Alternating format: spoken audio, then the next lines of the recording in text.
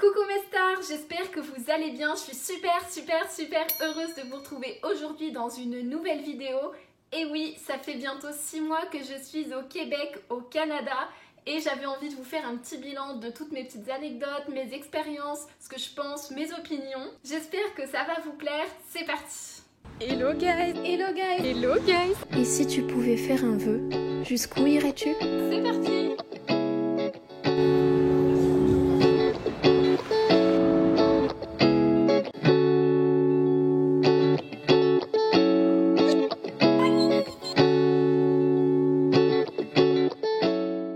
Avant de commencer cette vidéo, je tiens à vous dire que c'est totalement mes opinions, c'est ce que j'en pense, c'est ce que je vis. Donc si vous pensez pas la même chose, c'est tout à fait correct. L'une des premières choses dont je vais vous parler, et vous vous en doutez peut-être, ça va être l'hiver au Canada. Vraiment, j'avais déjà vécu ça une fois dans un pays nordique, c'était la Finlande, j'avais vécu une semaine d'hiver, mais là vivre plusieurs mois d'affilée dans l'hiver, c'est vraiment quelque chose de particulier. Les températures les plus froides que j'ai eues, c'était moins 25 degrés et c'est vraiment froid. Il faut savoir que quand il fait très froid comme ça, il y a genre 99% de chance pour qu'il fasse super beau. Et du coup moi ça me dérange pas quand il fait froid et qu'il fait beau. Après quand il fait froid et qu'il y a un peu la tempête de neige avec le vent, là ça commence à être compliqué. Mais franchement je suis hyper bien équipée, il faut un gros manteau d'hiver, ça peut être à peu près n'importe quelle marque que vous voulez. Honnêtement, moi j'ai un The North Face, j'ai des potes qui ont la marque Aritzia, j'ai des potes qui ont Canada Goose, enfin il y a 10 000 marques différentes. Et il y en a, c'est pas vraiment genre des marques hyper connues, mais franchement on s'en fiche. Tant que vous avez une doudoune, vous avez une doudoune. J'avais acheté des grosses chaussures d'hiver, genre des grosses bottes qui m'arrivaient genre jusqu'à là, je les mets jamais. En fait ça je les mettrais si jamais je fais une randonnée genre dans la neige et tout, mais quand je pars à l'école je mets mes chaussures de randonnée tout le temps, genre des chaussures de randonnée que j'avais en France, que j'ai ramenées ici, et je trouve que c'est le meilleur truc parce que avec les crampons ça peut accrocher pas mal à la neige, et quand il n'y a pas trop de verglas ça accroche. Quand il y a du verglas, peu importe les chaussures que vous mettez, de toute façon vous allez glisser, je vous préviens. Et ça c'est ce que je mets le plus à l'école parce que c'est hyper pratique vu que ça résiste quand même au froid mais que ça me permet de me déplacer tranquillement à l'école. Je trouve que c'est le mieux. Il y a aussi beaucoup de gens qui mettent des Uggs, alors je trouve ça hyper joli mais moi j'en achète pas parce que c'est fait à partir d'animal et moi je porte pas de produits issus de matière animale. Mais c'est une très jolie paire de chaussures dans laquelle vous pouvez investir si vous le souhaitez. Que ce soit Uggs ou une autre marque, peu importe. Moi j'ai l'équivalent mais du coup qui vient pas de produits animaux et j'adore, c'est vrai que c'est hyper confort et tout, je trouve ça hyper cool. Bref, l'hiver au Canada, il fait froid mais si t'es bien équipé, c'est incroyable. Moi perso je me suis toujours pas lassée de la neige, je sais qu'il y en a plein qui disent que ça commence à les saouler, moi j'adore ça. Vraiment, la neige c'est toute ma vie. Deuxième point que je vais aborder, c'est la différence de langage entre le français et le québécois plus particulièrement. Déjà il y a une grande différence de vocabulaire, ça j'en avais déjà parlé dans la vidéo que j'avais fait à propos des différences entre la France et le Québec. Mais c'est vrai que quand quelqu'un parle vite avec un fort accent québécois et surtout avec des mots que je ne comprends pas parce que entre le québécois et le français il y a des mots de vocabulaire qui sont pas du tout pareils. Exemple typique, un bonnet en France c'est une tuque au Québec et si tu connais pas le mot tu sais pas de quoi on parle. Et moi je parle surtout de ça, genre les mots que je comprends pas. Si je comprends pas le mot principal de la phrase, je suis pas sûre, je vais rien comprendre. Et si la personne parle vite, en plus avec l'accent, c'est encore un peu compliqué. Mais franchement, je m'en sors de mieux en mieux par rapport à la dernière vidéo que j'ai faite. Sachez que j'y arrive, guys, je m'en sors. En revanche, la différence entre l'anglais parlé en France et l'anglais parlé ici au Québec, je trouve qu'il y a un bien meilleur accent anglais ici au Québec qu'en France. Déjà on parle pas beaucoup anglais en France, mais Montréal c'est vrai que c'est... Moi je vis à Montréal au Québec, donc du coup c'est une ville plutôt bilingue j'ai envie de dire, parce que y a beaucoup de gens qui viennent de l'étranger dans la ville de Montréal, du coup il y a beaucoup de gens qui parlent en anglais. Et c'est vrai que moi je suis pas encore bilingue, genre j'ai un bon niveau d'anglais, mais de là à le parler hyper vite, comprendre tout hyper vite, j'en suis pas là. Du coup c'est vrai que ça c'est une différence, j'ai un petit peu de mal quand les gens parlent trop vite en anglais, en plus ils ont un accent hyper cool, genre vraiment l'accent il est génial.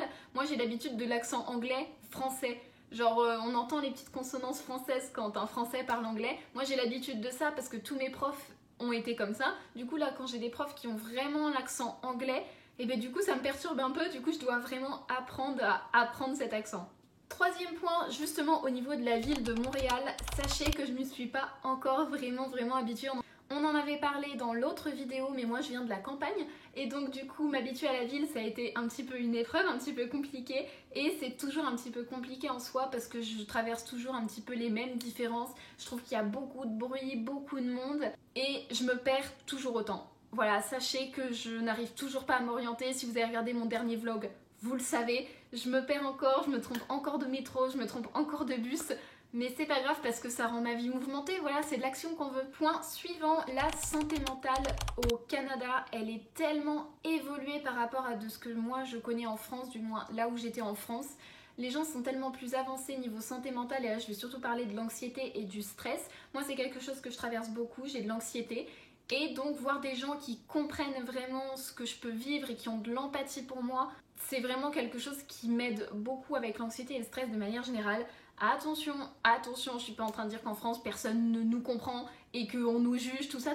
Non, hein, il y a quand même une évolution, je trouve aussi en France. Mais ici, je trouve ça vraiment démarqué et tout le monde sait ce que c'est qu'une crise d'angoisse, tout le monde sait ce que c'est comment t'aider, tout le monde sait ce que c'est que l'anxiété, ce que ça a comme effet sur ta vie. Il y a beaucoup de gens d'ailleurs, beaucoup d'étudiants qui vivent de l'anxiété. Mais ici on sait ce que c'est, il y a tellement de manières de nous aider, je trouve ça vraiment cool. Au niveau de mon école, je suis toujours aussi fan de mon école. Je sais que j'ai déjà dit dans la dernière vidéo où j'ai parlé des différences entre Québec et France. Mais guys, mon école est trop bien. Moi je suis à HEC Montréal, je suis en année préparatoire. Et ça se voit que genre on prend vraiment soin de nous et on sait que c'est une transition qu'on traverse entre notre pays d'origine et ici. C'est pas forcément les mêmes habitudes, les mêmes cultures. Et je trouve ça tellement cool qu'on prenne autant soin de nous. Genre je me sens chouchoutée à l'école, j'adore ça. Et puis non vraiment j'adore les cours qu'on fait, surtout ce trimestre là, genre on fait vraiment des trucs hyper cool. J'en ai déjà parlé dans un vlog mais on fait des cours vraiment intéressants. Et surtout mes profs ce trimestre là je les adore.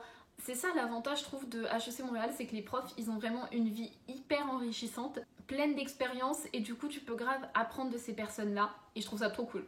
On va attaquer sur l'ouverture d'esprit. Honnêtement ça c'est un truc dont j'avais beaucoup entendu parler, que ce soit dans des vidéos ou des gens qui ont déjà été au Canada qui m'en parlent. Mais l'ouverture d'esprit ici, enfin j'ai déjà parlé de la santé mentale, mais même au niveau général, l'ouverture d'esprit au Canada, enfin du coup moi à Montréal au Québec, elle est incroyable, enfin vraiment les gens sont tellement ouverts d'esprit, tu vas croiser tellement de gens différents et c'est cette diversité, cette ouverture d'esprit qui va te faire grandir. Genre moi je sens que mon esprit a beaucoup évolué et j'ai beaucoup grandi intérieurement depuis que je suis ici parce que tu croises plein de gens différents qui viennent de milieux différents, qui ont des cultures différentes, qui pensent différemment, qui communiquent différemment et du coup ça va t'apprendre à t'adapter, ça va te faire de nouvelles expériences, de nouvelles anecdotes et de nouvelles choses qui vont te faire vraiment réfléchir et ça c'est vraiment génial. Au niveau de l'école, j'ai oublié de dire, mais la pédagogie inversée, guys. Je sais pas si on le fait dans toutes les écoles au Canada, mais je sais qu'on le fait à HEC Montréal. La pédagogie inversée, ça va consister à ne pas apprendre le cours en cours, mais l'apprendre chez soi. Et le cours, quand tu vas à l'école, te sert à pratiquer ce que tu as appris. Et ça, c'est vraiment génial parce que pour toutes les personnes qui n'arrivent pas à apprendre en classe, quand je dis toutes les personnes, il y a beaucoup de gens en fait qui n'apprennent pas en classe, qui apprennent chez eux. Parce que moi, par exemple, quand je dois apprendre, j'ai besoin de marcher et de parler. Vous pensez que je peux le faire en cours? Non, je crois pas. Enfin, je peux toujours participer, mais je peux pas réciter mon cours. Et moi, je sais qu'en France, quand j'avais passé le baccalauréat, en terminale, je demandais aux profs, quand on était genre les dernières semaines, les séances de révision, d'aller dans le couloir et d'aller réviser. On m'a toujours dit oui, je crois. Donc ça, c'est vraiment cool, parce qu'ils ont bien compris que moi, j'apprenais d'une certaine manière. Là, les gens comprennent vraiment que tu apprends différemment et tu le fais carrément chez toi. Donc comme ça, tu peux vraiment faire comme toi tu es. Alors il y a quand même certains points négatifs, je pense, quand t'es quelqu'un de moins organisé ou pas trop motivé. Enfin même moi je suis pas toujours hyper motivée, donc c'est vrai que ça peut être un petit point négatif. Mais en vrai on a tellement de temps pour étudier que si t'es assez organisé, assez motivé, t'auras aucun problème avec ça. Autre point très important, la nourriture. Ouais, c'est hyper important. La nourriture au Canada, je vais pas mal la comparer à la nourriture des USA. Alors j'ai jamais testé la nourriture des USA, mais de tout ce que j'ai vu sur les réseaux sociaux, ça a l'air quand même pas mal pareil. Donc c'est à dire que, alors surtout en hiver, là par exemple, moi je me régale avec les fruits et les légumes parce que je suis végétarienne donc j'en mange beaucoup et même sans être végétarienne, genre c'est trop bon les fruits et les légumes. Mais le prix des fruits et des légumes en hiver au Canada, forcément hein, rien pousse ici, je m'en doute bien, donc c'est beaucoup d'exportation et mon dieu ce que c'est cher. Mais en attendant je me régale parce que moi je suis une des seules personnes je pense sur la terre à adorer les fruits pas trop mûrs. Genre j'adore ça. Du coup, moi ça me va s'ils n'ont pas tant pris le soleil que ça. Je sais que c'est horrible de dire ça pour la planète, j'en suis désolée. Mais les fruits qui n'ont pas trop de goût, moi je vis ma meilleure vie, du coup je vis ma meilleure vie en fait ici. Par contre les produits laitiers, il faut qu'on en parle 2 minutes. Je suis désolée, mais le Canada, vos produits laitiers sont pas bons. Je suis désolée. Et ça, en vrai, je m'excuse, mais il y a tout le monde qui le dit. Donc je pense que c'est un peu un point commun qu'on a tous. Moi, je prends du sans lactose. Si vous voulez prendre des produits laitiers pas végétaux, mais que vous aimez pas le goût, je vous conseille le sans lactose parce que je trouve que c'est le parfait équilibre. Mais sans lactose, je le prends juste pour mes yaourts. Sinon, le lait, c'est que du lait végétal.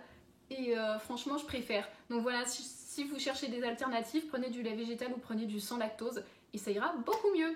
Et sinon, vous allez quand même avoir pas mal de ce que j'appelle genre malbouffe ou fast bouffe, genre fast food. J'adore les fast food, hein, c'est pas un problème, mais j'en mange de temps en temps. Et au supermarché, trouver des trucs assez healthy, je trouve pas ça si simple que ça, surtout avec le prix, je vous disais, genre en hiver, manger healthy, c'est un peu compliqué, parce que si vous avez un budget un peu restreint, acheter beaucoup de fruits et des légumes, c'est compliqué. Acheter des trucs bio, forcément, c'est plus cher. Bon, ça, je crois que c'est dans tous les pays de toute manière. Quoique ça dépend quand même, guys. Je dis que le bio c'est plus cher, mais il faut regarder, il y a des produits où le bio ce sera pas plus cher. Enfin bref, prendre soin de sa santé niveau nourriture, c'est pas toujours facile quand on a un budget restreint ou quoi. Et là, on nous propose tellement de malbouffe. Genre moi dans mon supermarché, j'ai l'habitude d'acheter genre mon granola, mon yaourt, mes fruits, mes légumes, mes produits laitiers, les œufs, tout ça. Mais il y a tellement de rayons, il y a genre des gâteaux, des chips et beaucoup de trucs hyper sucrés, hyper industriels. Je ne suis pas en train de diaboliser le sucre, attention, j'achète beaucoup de chocolat aussi. J'ai acheté un pot de glace hier, j'ai acheté du chocolat, enfin bref, je suis pas la meuf parfaite non plus. Faut savoir se faire plaisir aussi, hein. Attention. Mais moi je vais surtout faire attention aux produits transformés, il y a énormément de produits transformés et ça c'est hyper mauvais pour la santé, guys, vraiment. La nature nous offre des produits healthy, bien pour notre corps, alors pitié, privilégiez-les. Après j'avoue que moi j'ai pas de four dans mon appartement, donc je suis moins tentée d'acheter plein de trucs qu'on peut faire au four. J'avoue que l'année prochaine, si j'ai un four, je risque beaucoup plus d'acheter genre des gaufres qu'on peut faire au four, des pizzas, ce genre de choses. Là je suis beaucoup moins tentée. Mais voilà, franchement ce serait un truc que je vous dis, essayez de faire un petit peu attention à ce que vous achetez parce que c'est facile de tomber genre dans les chips, les bonbons, tous les produits préparés, mais faites un équilibre, tout est une question d'équilibre. Ah, et d'ailleurs ça c'est quelque chose que j'ai beaucoup remarqué, les Québécois, enfin je peux pas généraliser les Québécois en fait parce qu'il y en a qui viennent du Canada et pas que du Québec ou quoi, mais j'ai l'impression que les personnes qui vivent ici, je sais pas si c'est Montréal, le Québec ou le Canada, je vous avoue, mais font quand même attention à leur santé. Genre je pense que c'est ça qui différencie un peu le Canada des USA sur ce point de vue là. C'est que moi quand je vais à l'école, les étudiants que je rencontre et tout le monde amène son lunch et mange santé, genre ils appellent ça santé parce qu'ils traduisent littéralement healthy en santé. Et ça c'est quand même quelque chose où les gens font attention. Donc je pense que cet équilibre est cool. Et d'ailleurs j'ai fini par adopter le mot santé moi aussi. Et enfin, dernier point que je vais aborder, alors ça je suis pas sûre que ce soit une différence entre la France et le Canada, mais plus une différence entre l'école quand t'es mineur et l'école quand t'es majeur. Moi quand j'étais au lycée et que je faisais des vlogs et tout, pourtant mon lycée était quand même assez cool là-dessus, enfin je veux dire les étudiants de mon lycée étaient quand même assez cool là-dessus, mais je sentais bien qu'on me regardait et en vrai on m'a déjà jugé, genre j'ai déjà entendu des gens regarder mes vidéos et me juger à voix haute et tout, enfin voilà, ce genre de choses arrivait quand même si la plupart des gens étaient bienveillants. Mais ici, personne n'a rien à redire. C'est limite normal de faire du contenu sur les réseaux sociaux. Je connais plein de gens qui font du contenu sur les réseaux sociaux, que ce soit YouTube, Insta, TikTok, n'importe quoi. Et du coup, je me sens tellement à l'aise de faire des vlogs et de parler de ma vie ici. Et les gens sont plus ouverts d'esprit là-dessus aussi, je pense. Je pense que vous avez compris que l'idée principale, c'était l'ouverture d'esprit. Du coup, je me sens hyper safe de faire plein de contenus. Et du coup, c'est hyper cool parce que vous avez accès à plein de contenus. Et ça, je voulais vraiment en parler. Et le nombre de fois, on me dit « Ah, c'est trop cool que tu fasses ça et tout ». Enfin, vraiment, je suis hyper contente. Et même, je ne sais pas si vous avez vu dans mon vlog de la rentrée, mon école HEC Montréal a commenté ma vidéo pour vous dire à quel point c'est genre cool et normalisé. Enfin, vraiment, je trouve ça génial. Si HEC, vous passez par là, merci d'avoir commenté ma vidéo, c'est trop gentil. Et voilà, la vidéo s'arrête ici. J'espère qu'elle vous a plu. Si c'est le cas, n'hésitez pas à liker, commenter, vous abonner. J'ai également d'autres réseaux sociaux, Instagram et TikTok qui sont dans la description. Pour une autre vidéo, j'aimerais bien faire une FAQ. Je sais pas si ça vous intéresse ou si vous avez des questions. Si c'est le cas, n'hésitez pas à laisser des commentaires et si jamais cette idée revient, je ferai une story où vous pourrez poster plus de questions. En attendant, on se retrouve pour une autre vidéo dimanche prochain, 10h au Canada, 16h en France. Prenez soin de vous et moi je vous fais des bisous.